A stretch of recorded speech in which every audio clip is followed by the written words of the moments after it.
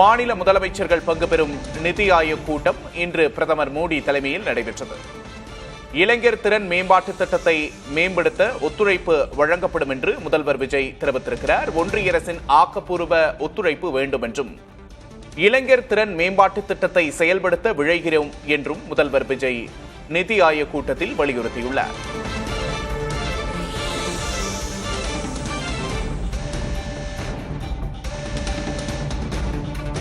நிதி ஆயோக் கூட்டத்தில் பங்கேற்ற முதல்வர் விஜய் என்னென்ன விஷயங்களை வலியுறுத்தினார் என்பது தொடர்பான அண்மை செய்தியை பார்க்கிறோம்.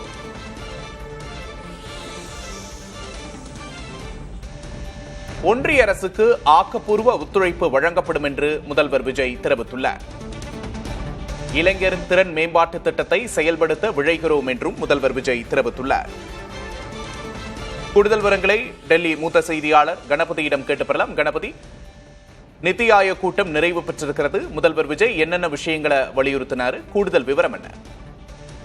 2047 வருடத்துக்குள் இந்தியாவை வளர்ச்சியடைந்த நாடாக உருவாக்க எத்தகைய மனித வளம் நமக்கு தேவை என்று அது தொடர்பான ஆலோசனை தான் இன்று காலையிலிருந்து நாள் முழுவதும் நடைபெற்றது.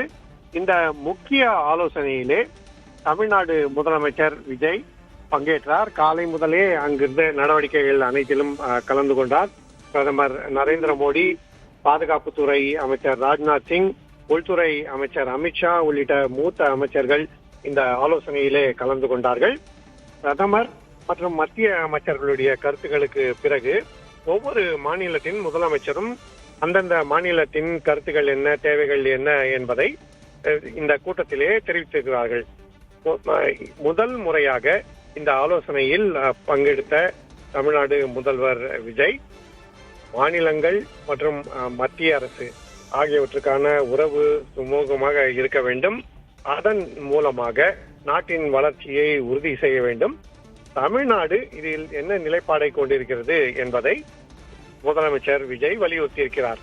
வளர்ச்சியடைந்த இந்தியாவை உருவாக்க முடியும் என்று தமிழ்நாடு உறுதியான நம்பிக்கையை கொண்டுள்ளது என இந்த ஆலோசனையிலே தெரிவித்திருக்கிறார்.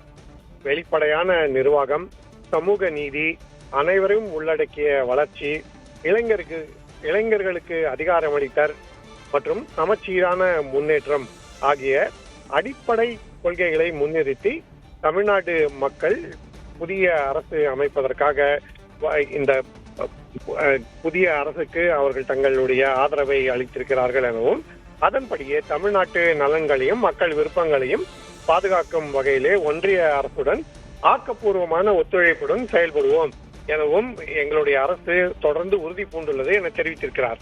ஆகவே மிகவும் முக்கியமாக மத்திய அரசுடன் மோதல் போக்கு இல்லை.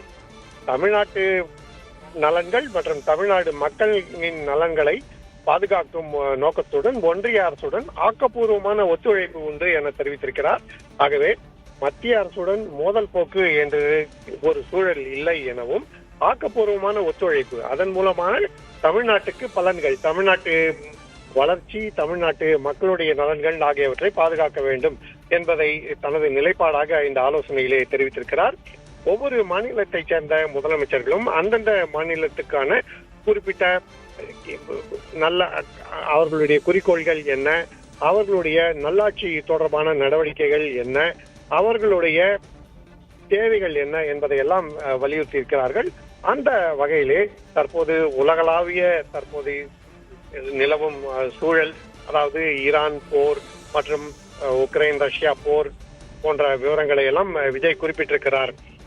தற்போது நிலவும் நிச்சயமற்ற பொருளாதார சூழல்களுக்கு இடையிலும் தமிழ்நாடு எப்படி பொருளாதார வளர்ச்சியை தொடர்ந்து உறுதி செய்து கொண்டிருக்கிறது என்பதை குறிப்பிட்டிருக்கிறார். தமிழ்நாட்டை பொறுத்தவரை 2036 ஆண்டுக்குள் $1.5 டிரில்லியன் பொருளாதாரமாக தமிழ்நாட்டை உயர்த்துவதற்கான நோக்கத்துடன் தமிழ்நாடு பணியாற்றி வருகிறது. தமிழக அரசு இந்த குறிக்கோளை பின்பற்றி வருகிறது என தெரிவித்திருக்கிறார். இளைஞர்கள், ஏழைகள், பெண்கள், விவசாயிகள் என்ற 4 முக்கிய தூண்களை அடிப்படையாக கொண்டது தமிழ்நாட்டின் முக்கிய குறிக்கோள்கள் என அவர் தெரிவித்திருக்கிறார். தமிழ்நாட்டின் முன்னேற்றத்துக்கும் இந்தியா வளர்ச்சியடைந்த நாடாக உருவாக்கும் பயணத்திற்கும் இன்றியமையாத சில முக்கிய முன்னுரிமைகளை முதலமைச்சர் விஜய் இந்த கூட்டத்திலேயே வலியுறுத்தி இருக்கிறார். ஆகவே மிகவும் தெளிவாக இந்திய இளைஞர்களுக்கு அதிகாரம் அளித்தல், இளைஞர்களுக்கு முன்னுரிமை அளித்து இந்திய இளைஞர்களுக்கு அதிகாரம் அளித்தல் என்ற தலைப்பிலே விஜய் இந்த ஆலோசனையிலே பேசியிருக்கிறார். இளைஞர்கள் வளர்ச்சி மூலமாகத்தான் மாநிலங்களின் வளர்ச்சி, நாட்டின் வளர்ச்சி ஆகியவை உறுதி செய்யப்படும். ஆகவே இளைய தலைமுறை மக்கள் தொகை பலனை முழுமையாக பயன்படுத்திக் கொள்ள தமிழ்நாடு கல்வித்திறன் மேம்பாடு, கல்வித்திறனை மேம்பாடு செய்வது மற்றும் புத்தாக்கம் மற்றும் வேலைவாய்ப்பு ஆகிய துறைகளிலே தொடர்ந்து முதலீடு செய்யும் என தெரிவித்திருக்கிறார். ஆகவே இளைஞர்களுக்கான திறன் என்பது முக்கியமான நோக்கம் என்பதை குறிப்பிட்டிருக்கிறார். வேலை வாய்ப்புகள் உருவாக்க வேண்டும் என்பது முக்கியமான குறிக்கோள் எனவும் குறிப்பிட்டிருக்கிறார். இதற்கு தேவையான கல்வி மற்றும் திறன் வளர்ச்சி போன்ற பல்வேறு விஷயங்களை வலியுறுத்தியிருக்கிறார். இதைவிட மிகவும் சுவாரஸ்யமாக அனைவரையும் உள்ளடக்கிய வளர்ச்சி மற்றும் வறுமை ஒழிப்பு ஆகியவற்றையும் முதலமைச்சர் விஜய் குறிப்பிட்டிருக்கிறார். ஏற்கனவே சப்கா விகாஸ் சப்கா சாத் என்று பிரதமர் மோடி பலமுறை பேசியதை கேட்டிருப்பீர்கள். அதாவது சப்கா விகாஸ் என்பது அனைவரையும் உள்ளடக்கிய வளர்ச்சி, அனைவருக்கும் முன்னேற்றம் என்பது. அதே போன்ற தொனியிலே இன்று தமிழ்நாடு அரசு சார்பாக பேசிய முதல்வர் விஜய் அனைவரையும் உள்ளடக்கிய வளர்ச்சி மற்றும் வறுமை ஒழிப்பு ஆகியவற்றை குறிப்பிட்டிருக்கிறார். ஆகவே மிகவும் முக்கியமான பல்வேறு கருத்துக்கள் இந்த ஆலோசனையிலே பகிரப்பட்டிருக்கின்றன. இதன் தொடர்ச்சியாக இதன் அடிப்படையிலே மேற்கொண்டு பல்வேறு நடவடிக்கைகள் எடுக்கப்படும் என்பதை நாம் எதிர்பார்க்கலாம். அதே போலவே பெண்கள் தலைமையிலான வளர்ச்சிக்கும் முக்கியத்துவம் அளித்திருக்கிறார் முதலமைச்சர் விஜய். விவசாயிகளை வலுப்படுத்துதல் மற்றும் கிராமப்புற செழிப்பு ஆகிய விஷயங்கள் குறித்தும் முதலமைச்சர் விஜய் பேசியிருக்கிறார். இப்படி பல்வேறு முக்கிய அம்சங்களை வலியுறுத்தி தமிழ்நாட்டுக்கான உட்கட்டமைப்பு வசதி, திறன் மேம்படுத்துதல் ஆகியவற்றை குறிக்கோள்களாக கொண்டிருக்கிறோம் என்பதை தெரிவித்திருக்கிறார். ஆகவே இன்று தமிழ்நாட்டின் தேவைகள் என்ன, குறிக்கோள்கள் என்ன என்பதை தெளிவாக நீதி ஆயோக் கூட்டத்திலே முன்னெடுத்து வைத்திருக்கிறார் முதலமைச்சர் விஜய். நிச்சயமா கணபதி, நீட் வேண்டாம், கோவைக்கு எய்ம்ஸ் மருத்துவமனை வேண்டும் போன்ற முக்கியமான கோரிக்கைகளையும் முதலமைச்சர் விஜய் முன் வச்சிருக்கிறத நம்மளால பார்க்க முடியுது. ஆக்கப்பூர்வமான ஒத்துழைப்பு மத்திய அரசுக்கு வழங்கப்படும் அப்படின்னு தெரிவிச்சிருக்கிறாரு. முதல்வர் விஜய் பொறுப்பேற்றதிலிருந்து மத்திய அரசோட ஒரு நேரடி மோதல்கள் இல்லை அப்படிங்கிறதையும் பார்க்கிறோம். கூடுதல் விவரங்களுக்கு நன்றி கணபதி.